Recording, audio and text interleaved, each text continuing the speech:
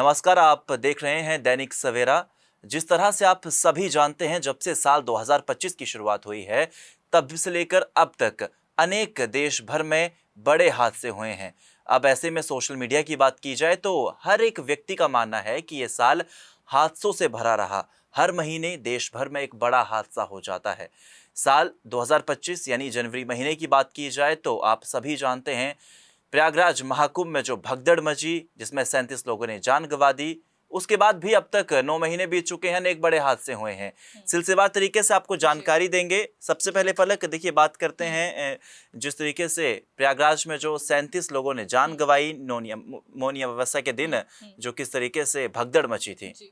तो भगदड़ मची, धार्मिक डुबकी लगाने गए थे लेकिन वो मौत का कुंड बन गया। 37 लोगों ने जान गंवा दी। रोहित, इसके साथ जो भगदड़ वहां पर मची है, उससे पहले न्यू दिल्ली रेलवे स्टेशन पर भी जो है भगदड़ मची है।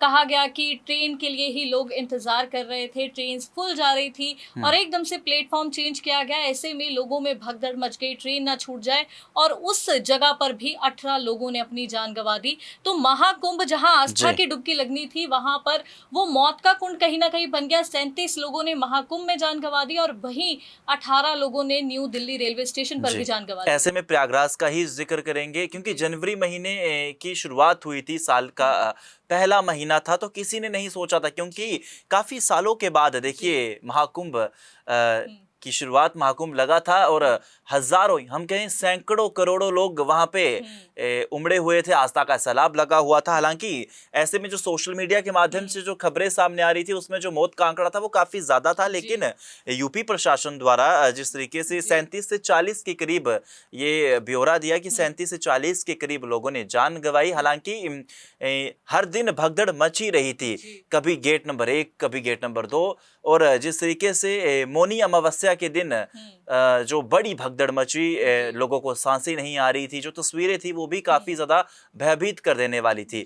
अब ऐसे में जनवरी महीने का तो हमने जिक्र कर लिया, उसकी ठीक बाद पलक Delhi railway station. New Delhi railway station की भी बात करेंगे। वो भी महाकुंभ में जाने वाले थे श्रद्धालु, क्योंकि पहले से ही बहुत बड़ा ये कुंभ का मेला था, महाकुंभ था।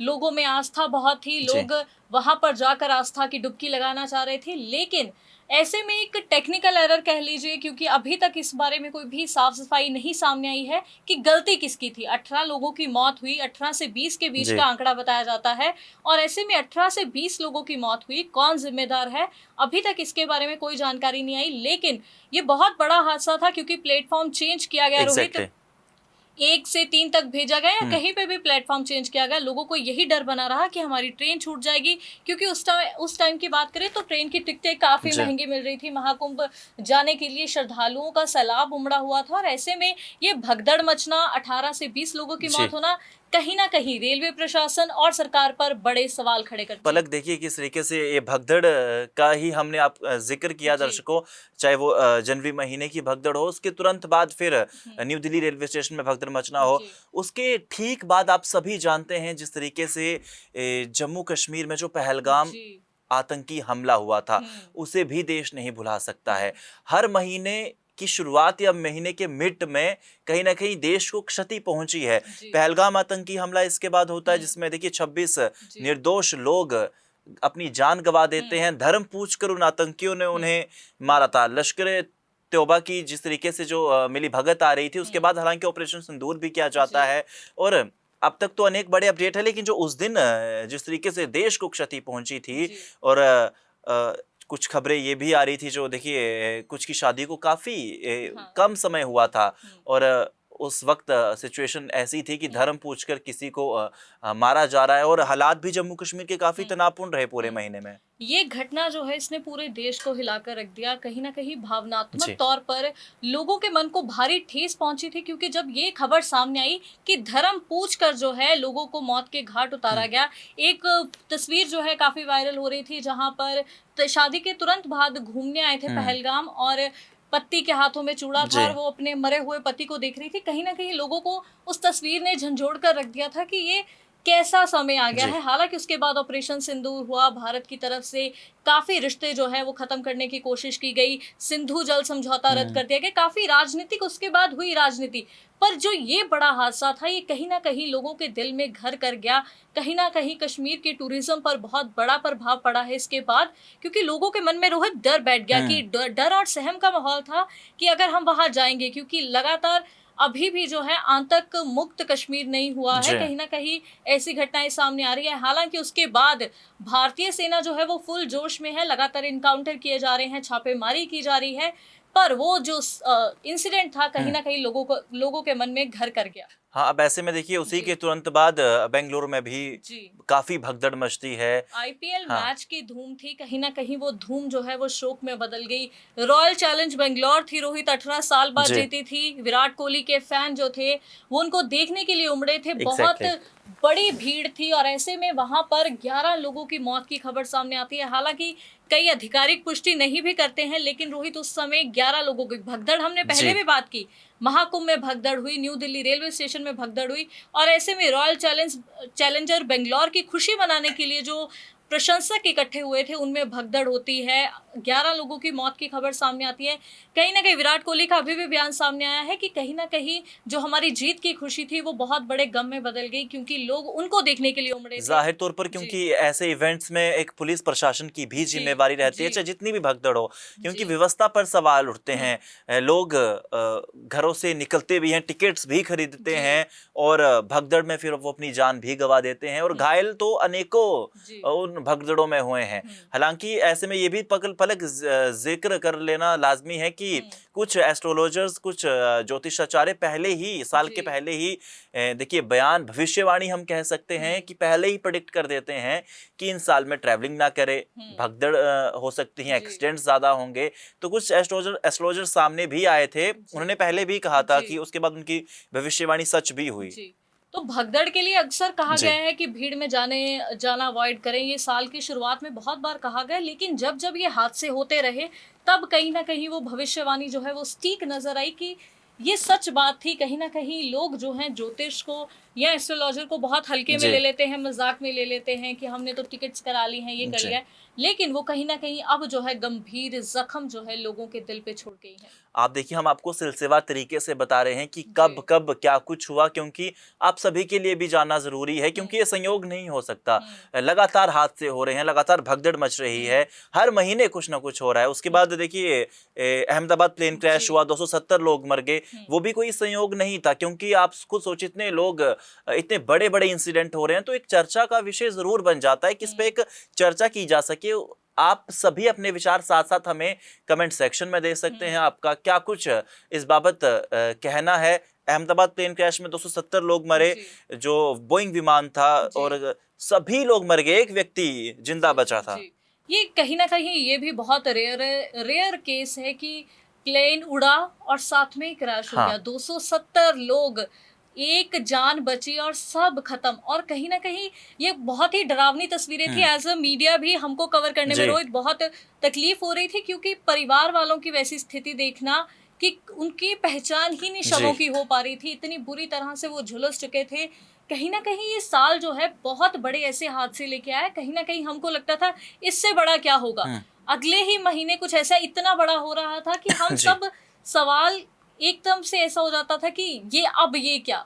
और अहमदाबाद प्लेन क्रैश कहीं ना कहीं ऐसे था, वहां पर हमने गुजरात के पूर्व सीएम विजय रूपाणी जी जी। को भी खो दिया, इसके साथ अनेक जाने गई, कोई परिवार जा रहा था, कईयों की मुलाकात अधूरी रह गई, बहुत कुछ ऐसी बातें थी जो अहमदाबाद प्लेन क्रैश की कई कहानियां अधूरी छोड़ दी और कहीं ना कहीं सबके मन में सवाल भी छोड़ दिया। देखिए, जब हादसा हुआ, और वो जो प्लेन था वो जी। बॉयज हॉस्टल, जो वहाँ पे लोग मेस में खाना खा रहे थे, सीधा उनकी बिल्डिंग के साथ टकराता है, तो वो जो अंदर लोग थे वो भी कहीं ना कहीं पूरी तरह से झुलस गए, उनका भी नामो निशान मिट गया। हालांकि शवों को तो मिल चुका है, डीएनए भी कुछ मैच हो चुके हैं, और अब चर्चा नहीं की जा रही है। अब कोई सवाल नहीं है कि बाकी लोगों का क्या हुआ, बाकी शवों का क्या हुआ, बाकी डीएनए मिले या नहीं मिले, उस बारे में चर्चा नहीं है।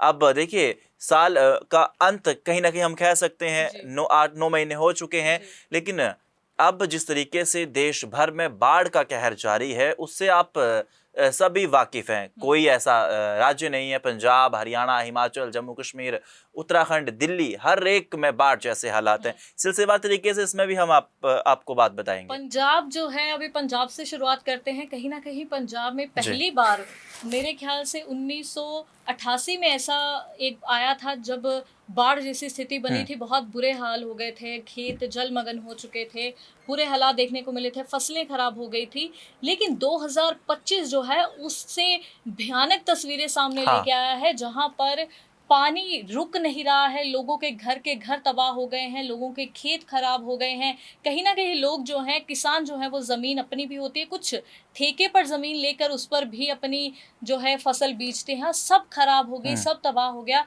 तो पंजाब में ऐसा भयानक मंजर जो इस बार देखने को मिला है, वो शायद काफ़ी सालों से देखने को नहीं और मिला ऐसे था। में कोई जिला छूटा नहीं है पंजाब का। सभी पंजाब के सभी जितने भी जिले हैं, हर एक में बाढ़ जैसे हालात हैं। और कुछ सभी के घरों में पानी इकट्ठा हो गया था, सभी लोग डरे हुए थे। कहीं पानी इकट्ठा होना, अब जो है उससे बड़ी समस्या ये आएगी कि अब पानी चले जाएगा। अगर हम खेतों की बात करें तो उसके ऊपर काफी रेत जो है वो इकट्ठी हो तबाह हो गया सब जाएगी, कुछ। जिसके बाद उनको जमीन बोने में, फसल उगाने में फिर पता नहीं कितना समय लगेगा, घर बनाने में कितना समय लगेगा। ऐसे में अगर पंजाब में इतनी तबाही है तो हिमाचल में जाहिर तौर पर हिमाचल में जब से मानसून शुरू हुआ है तभी से ही भर भराकर लैंडस्लाइड, भर भराकर जो बादल फटने की घटनाएं सामने आ रही हैं। और अभी भी ये प्रक्रिया लगातार जारी है, कम नहीं हुई है। बाकी राज्यों की बात की जाए तो लगातार वहाँ देखिए, अब ये कयास लगाए जा रहे हैं कि अब 1-2 हफ्ते में ठीक हो जाएगा, लेकिन हिमाचल में ऐसा कुछ भी नहीं है। हर दिन एक नई चुनौती है। पहले मंडी में जो तबाही हुई बादल फटने से, अनेकों लोगों ने जान गंवा दी। मंडी के बाद फिर हालात मंडी में सुधरे तो फिर कुल्लू में बादल फटा, उसके बाद कुल्लू के हालात सुधरे तो लाहौल स्पीति, किन्नौर में बादल फटा। उसके बाद वहां पे कुछ हद तक प्रशासन ने रोड्स खुलवाए, फिर शिमला, रामपुर, ठियोग में बादल फटने से तबाही, सड़कें बंद। उसके बाद जब ये फिर से लगातार प्रशासन ने कहा कि अब सब कुछ ठीक है, लोग भी ये अपने देखिए घरों को फिर से ठीक कर रहे थे। जब सभी रोड्स खुल गई उसके बाद मणिमहेश यात्रा शुरू होती है। उसके बाद चंबा में लगातार तबाही जैसे हालात देखे गए। और अब उसके बाद चंबा के बाद अब फिर से कुल्लू, मनाली, लाहौल स्पीति, किन्नौर और चंबा में काफ़ी ज़्यादा बुरा हाल है। जगह जगह लैंडस्लाइड, बादल फटने की घटनाएं हो रही हैं। और प्रशासन को ये चुनौती आ रही है कि बार बार रोड खुलवा रहे हैं और रोड खुलवाने के तुरंत 3 दिन बाद भारी बारिश होती है, रोड फिर बंद हो जाता है। हिमाचल की अगर बात करें तो हिमाचल में इस समय मॉनसून सीजन में 4000 से ज्यादा करोड़ का नुकसान हो चुका है। कहीं ना कहीं 2 नेशनल हाईवे अभी भी बंद है, 800 से ज्यादा सड़कें अभी भी बंद है, जो पिछले 1 हफ्ते से लगातार बंद पड़ी है। हिमाचल में तो लगातार नुकसान हो रहा है। शिमला और कुल्लू में सामान्य से 100% से ज्यादा बारिश दर्ज की गई है।